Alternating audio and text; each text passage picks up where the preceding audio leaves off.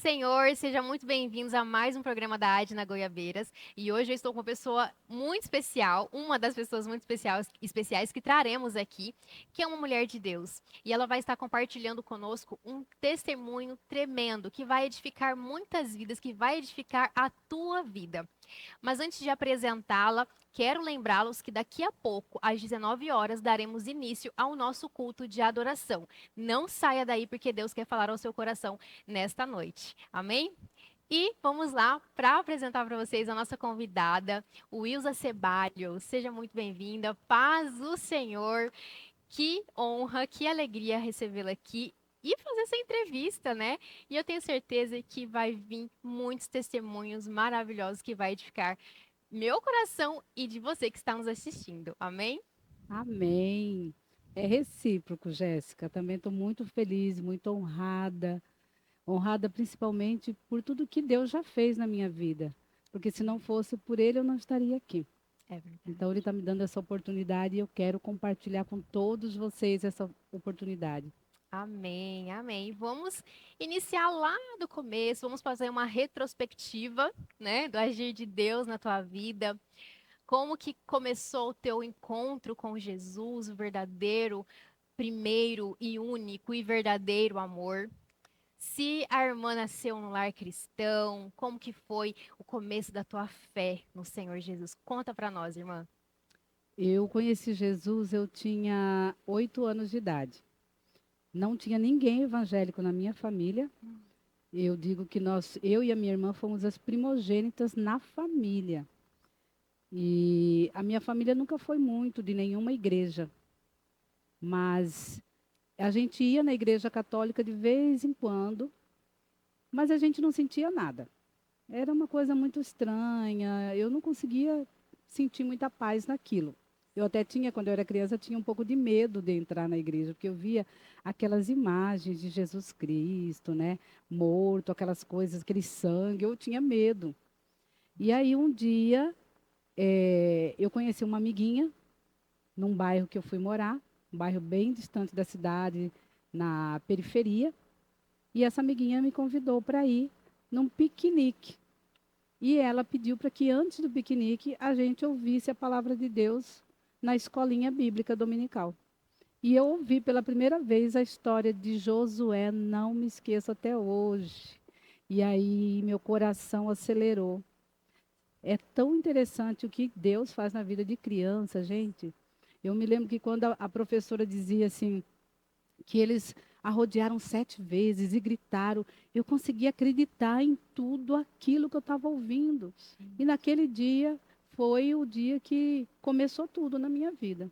Amém. Olha só como que Deus age na vida nossa, a gente estando com o coração disposto. Por isso que Deus age, eu vejo assim, muitos testemunhos de criança, o quanto que Deus age na criança, porque a criança ela tem um coração muito quebrantado, é um coração aberto e está disponível. E é assim que nós devemos ser, devemos ter um coração, pedir para Deus nos dar um coração como criança, né, irmã? É um Amém. coração disponível, Disponível. com muito acesso. A criança é terra fértil para todas as áreas, para aprender qualquer coisa. Então, se a gente investir da forma correta, ali pode ser um terreno que vai dar muitos frutos. E graças à minha vida e à vida da minha irmã, toda a nossa família, meus pais, meus irmãos, aceitaram a Jesus. E depois vieram primos, tios. Então eu entendo que nós somos os primogênitos na nossa família. Amém. Aí depois disso, você passou a congregar numa igreja. Eu passei a congregar na igreja presbiteriana durante muito tempo. Mas eu era aquela crente, um pé na igreja, um pé no mundo. E eu tive uma fase de adolescência que eu não entendia muito bem, porque eu queria desfrutar do que o mundo tinha para me oferecer. E a igreja não me dava essa liberdade.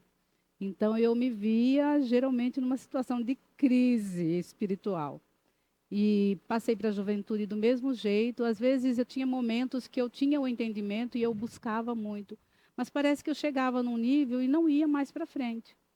E aí eu resolvi desviar. Desviei de uma vez.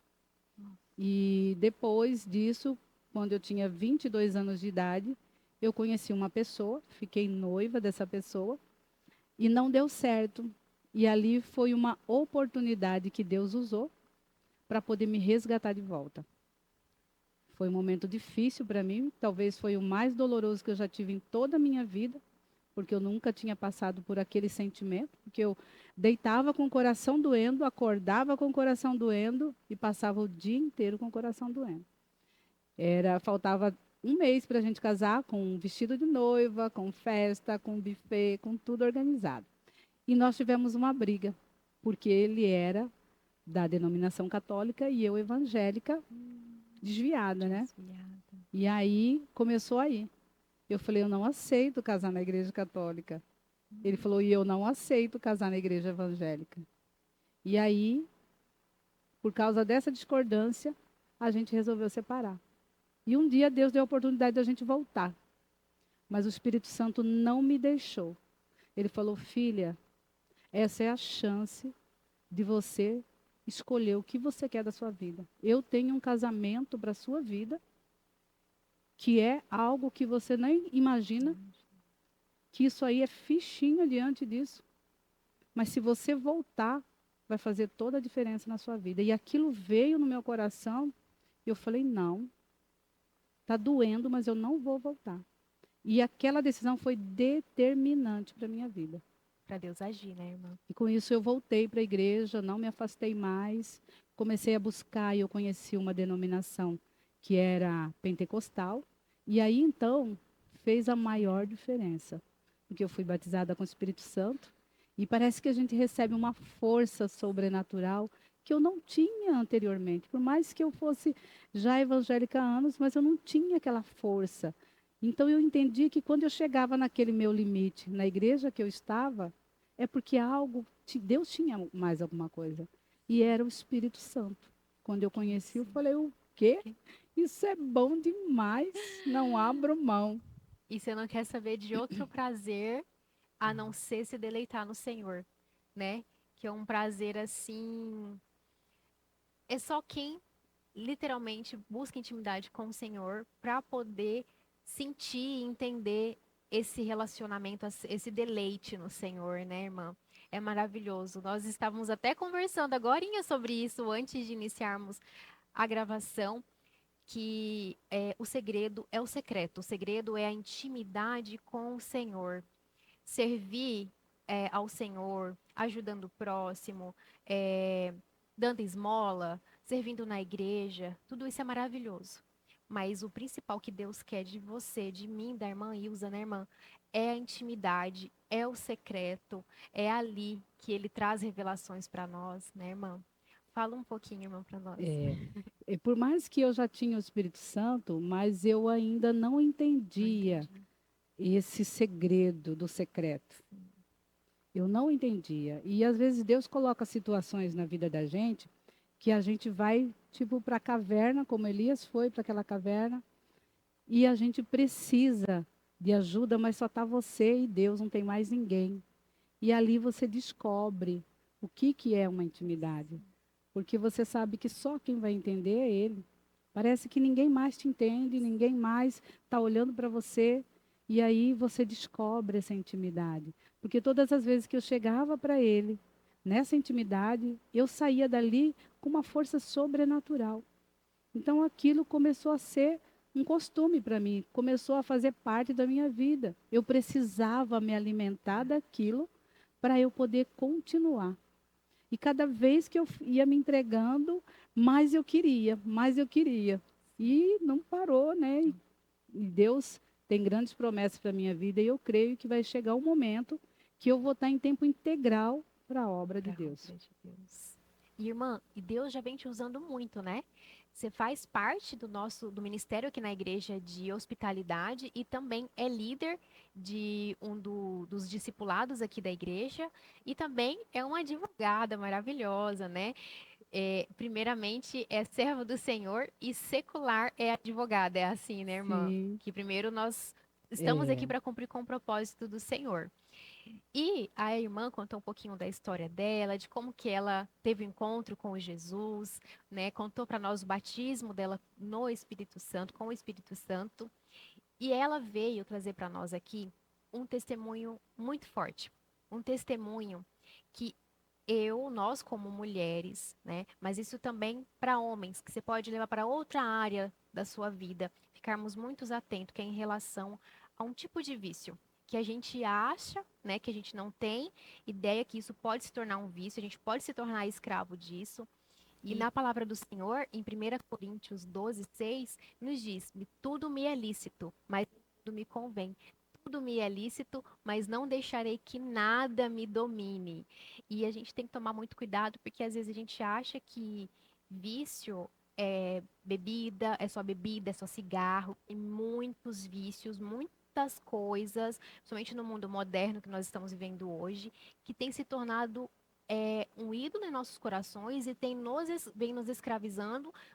Nós estamos fazendo isso de um vício. Bem, compartilha com nós, irmã. então, Jéssica, sobre o vício de consumismo. Eu sempre gostei muito de comprar roupas e sapatos, muito mesmo. Desde quando eu comecei a trabalhar.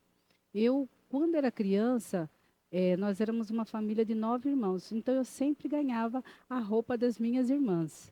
Eu sempre usava roupas maiores, sapatos maiores, e eu só fui entender qual que era o número do meu sapato e o número da minha roupa quando eu comecei a trabalhar. Porque aí eu ia lá e eu mesma comprava. Aí que eu fui descobrir que número eu calçava. Sim. E eu não sei se ficou algo no meu coração em relação a isso.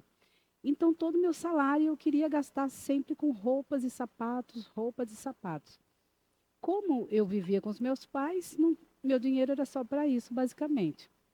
E eu fui me envolvendo nessa situação. Foram anos e cada vez que eu conseguia ganhar mais, mais eu comprava. Eu não tinha problema de não pagar o que eu comprava. Mas eu ficava muito ansiosa, porque às vezes eu fazia uma dívida alta. No entanto, Deus é tão maravilhoso.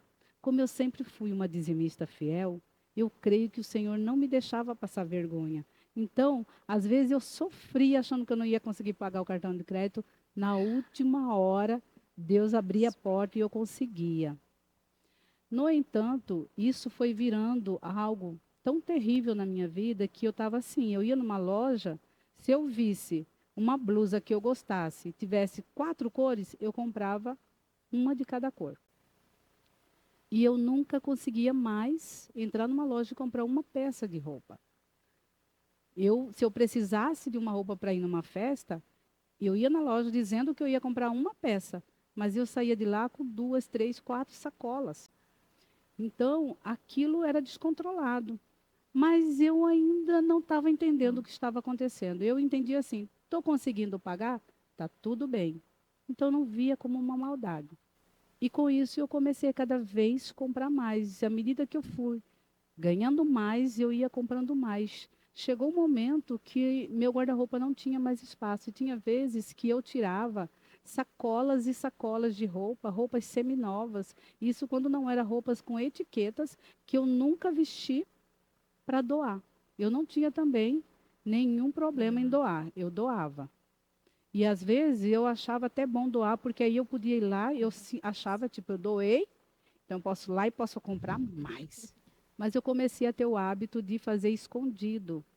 Eu ia para a loja sozinha, eu tinha o maior prazer, porque eu não queria que as pessoas vissem que eu estava consumindo tanto. Eu pegava as sacolas, eu escondia no carro para o meu marido não ver, eu escondia dentro de casa para ele não ver que eu tinha comprado, e aquilo começou a me incomodar, porque eu já conhecia a palavra, e eu sempre ouvi, o que a gente faz no oculto é porque tem alguma coisa errada. E aquilo começou a me incomodar. Por que eu estava escondendo do meu marido se eu não estava fazendo nada errado? Mas, na verdade, já era o Espírito Santo que estava me incomodando. E, assim, a virada de chave foi na pandemia, que eu olhei para o meu guarda-roupa cheio de roupa nova e não tinha mais culto, não tinha mais audiência, não tinha mais que trabalhar, não tinha mais que sair, não tinha festa, não tinha nada. E eu falei, Senhor, olha o tanto de roupa, o que eu vou fazer com isso? E aí eu comecei a entender o quanto aquilo não era nada diante de toda aquela situação, de tantas pessoas morrendo. E eu estava preocupada o que eu ia fazer com as minhas roupas. Falei, Senhor, isso não está certo. E aí, à medida que eu fui me enchendo mais do Espírito Santo, porque ele também vai dizer lá em Efésios 5,18 que enchei-vos do Espírito e não vos embriagueis com vinho, ou seja, não tenha vício algum, mas se encha do Espírito Santo. Se E eu vicia do sempre vício. tive esse desejo de ser cheia do Espírito Santo, cheia. E à medida que eu fui me aproximando mais do Espírito Santo, mais aquela situação começou a me incomodar. E à medida que eu fui começando a entender o que eu era em Cristo, como ele me via, e que para ele aquilo não tinha a menor importância. E eu estava gastando tanto dinheiro com aquilo, jogando fora, e eu dava e comprava mais e dava. E aí eu comecei a entender que Deus não me via daquela forma, como eu achava que ele me via. Porque a nossa tendência é achar que Deus olha para nós com os mesmos olhos que as pessoas veem. Então eu tinha esse problema na minha identidade. E aí, o que Deus veio fazer? Resgatou a minha verdadeira identidade. Aí eu fui entender o que Deus pensava a meu respeito e qual que era o meu verdadeiro valor. Isso fez toda a diferença. Hoje eu entendo qual é o meu verdadeiro valor, qual é a minha verdadeira identidade, e que não importa o que as pessoas vão dizer, se eu estou repetindo uma roupa, se eu estou com uma roupa talvez inadequada para aquele momento, o que importa é como Deus está me vendo.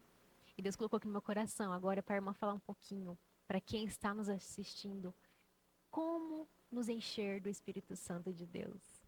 Amém. Eu demorei muito tempo para entender isso, Jéssica. Eu achava que eu conseguia me encher do Espírito Santo estando na igreja. E eu já tive grandes problemas com família, porque eu queria ficar o dia inteiro na igreja, porque eu achava que ali que estava o Espírito Santo. Eu tinha essa concepção totalmente equivocada. E eu via as pessoas trabalhando, parecia que estava todo mundo tão cheio do Espírito Santo, as pessoas que ficavam muito tempo na igreja, e eu achava isso. E eu entendi que não é. Quando eu ficava muito tempo na igreja, eu começava a achar o defeito das pessoas e as pessoas acharem meus defeitos. Então, até o ponto que, num ato de necessidade, em que eu passei por uma situação que Deus não me deixou compartilhar com outras pessoas, que era uma guerra só minha, era uma luta só minha, e eu entendia que Deus podia curar. E aí eu precisei entrar numa intimidade só com ele em relação a esse assunto. E eu fui descobrindo o quanto ele fala conosco. E outra situação também que foi um divisor de águas foi o discipulado. O discipulado tem uma lição que é tremenda, tremenda, tremenda. Acho que vai ser a próxima que nós vamos fazer. Um módulo que é como ouvir a voz do Espírito Santo. E tem um exercíciozinho lá maravilhoso. E aquilo me ajudou tanto, tanto, que eu tinha os meus momentos com o Espírito Santo, mas eu não tinha o hábito de ouvi-lo. Eu mais falava do que ouvia. E eu achava que eu ouvia o Espírito Santo só abrindo a Bíblia, ou o pastor falando, alguém falando.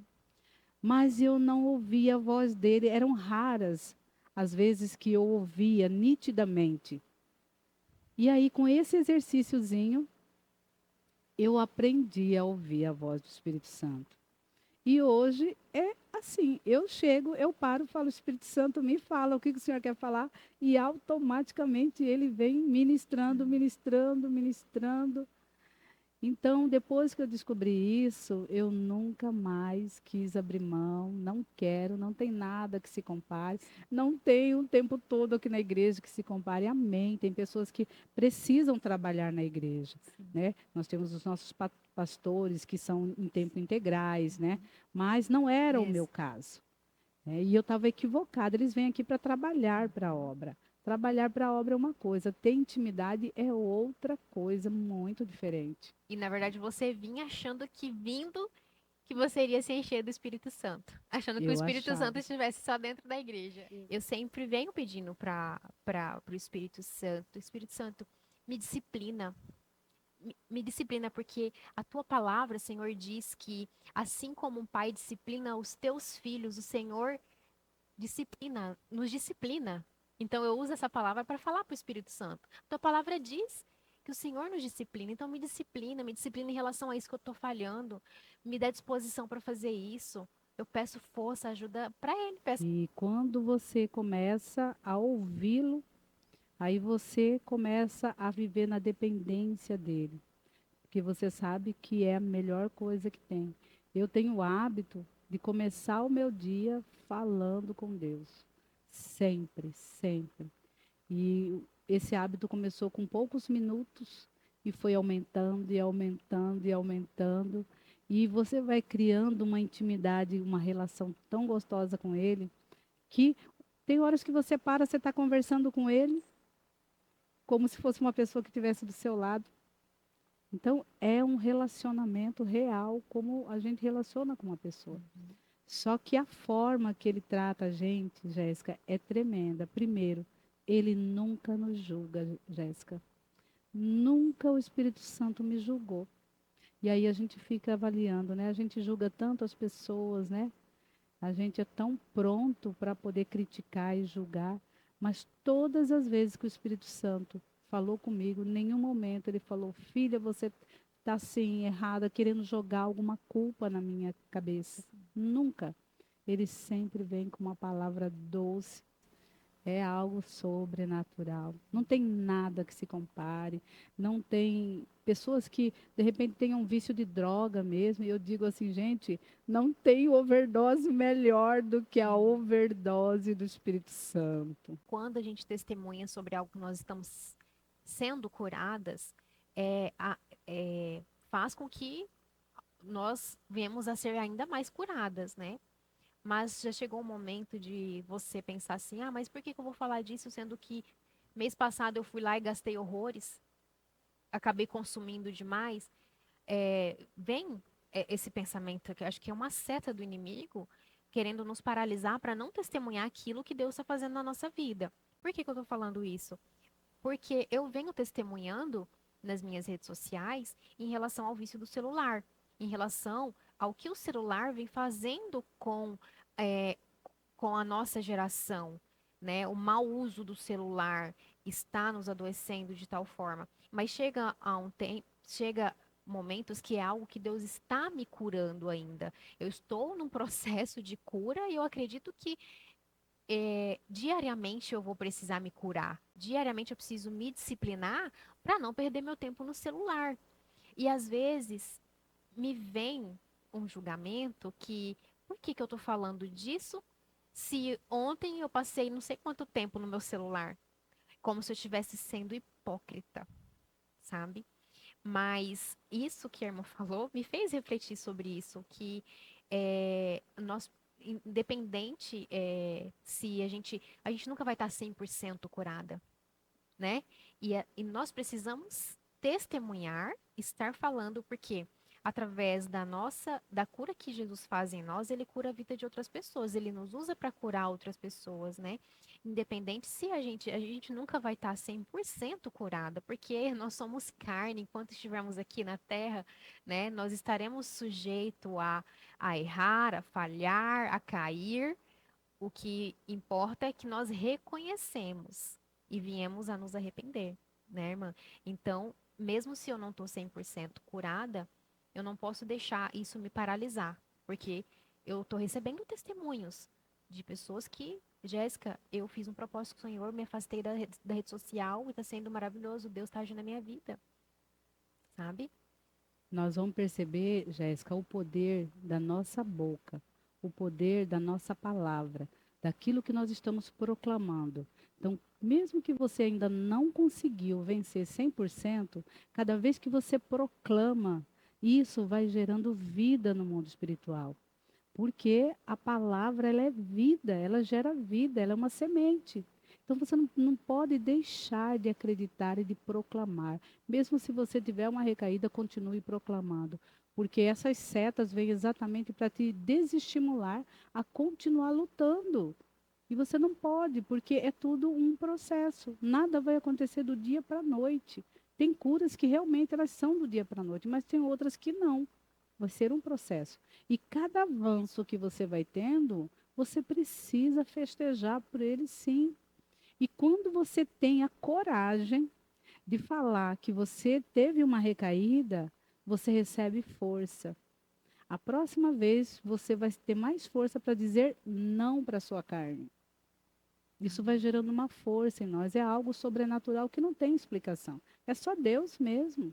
Não é hipocrisia. Hipocrisia é você dizer uma coisa que não é verdade. Uma vez que você reconheceu que você recaiu e que você está no processo, você não está dizendo a mentira. Agora, você dizer que você foi curada e ainda não foi, aí seria uma hipocrisia. Nesse caso, não é.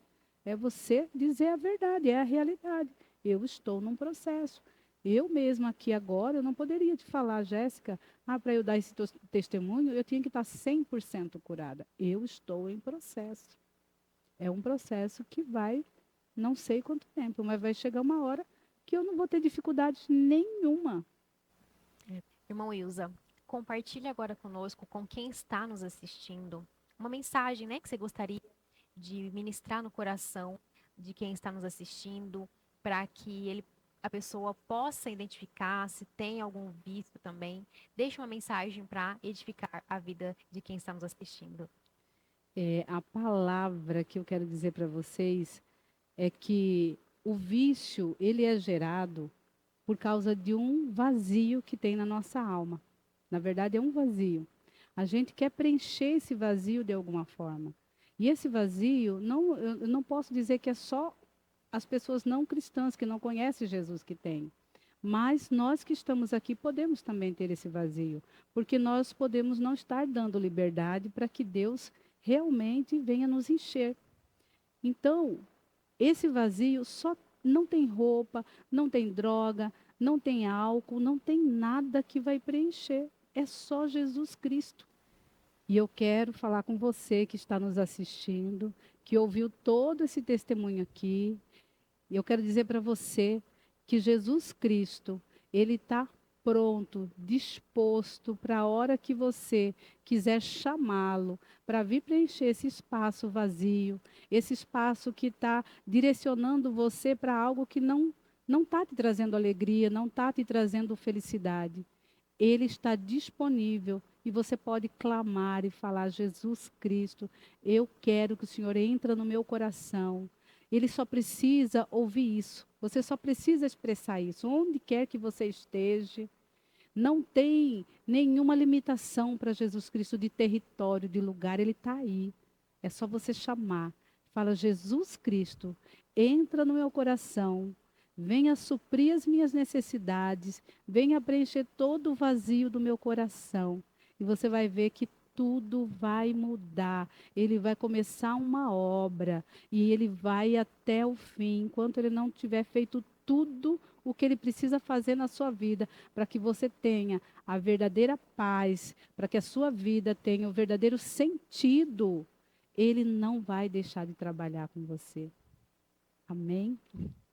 Amém. Quero aqui agradecer demais a irmã Wilza por ter se disponibilizado, ter tirado aí um tempo do seu dia para estar aqui compartilhando conosco esse testemunho maravilhoso, que eu tenho certeza que Deus falou muito ao coração de muitas pessoas, inclusive comigo, que estou aqui. Amém. E quero muito agradecer pela tua disponibilidade, por esta palavra maravilhosa que edificou a minha vida, a vida de quem está nos assistindo, viu? Muito obrigada, irmã.